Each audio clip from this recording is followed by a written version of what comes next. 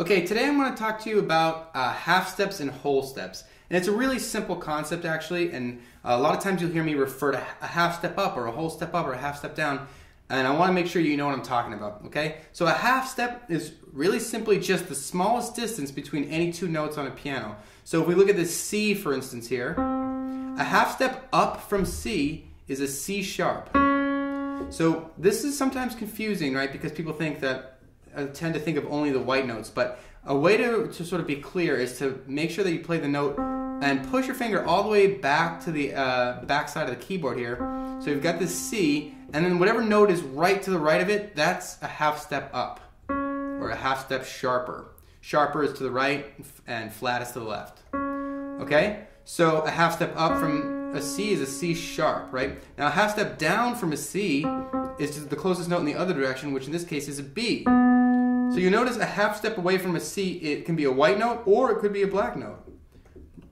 Okay? Half step up. So now this part is probably intuitive to most people, but a half step, if you put two half steps together, you get a whole step. Two halves is a whole. Seems simple. So a whole step is kind of just like two half steps. So if we were to count two half steps up from C, we got C sharp and then we got D. So here's a whole step, C to D.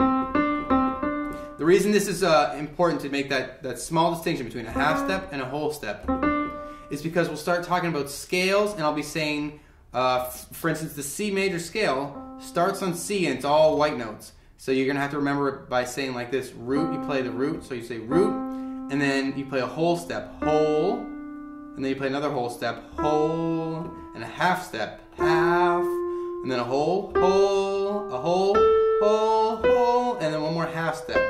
So root, whole, whole, half, whole, whole, whole, half.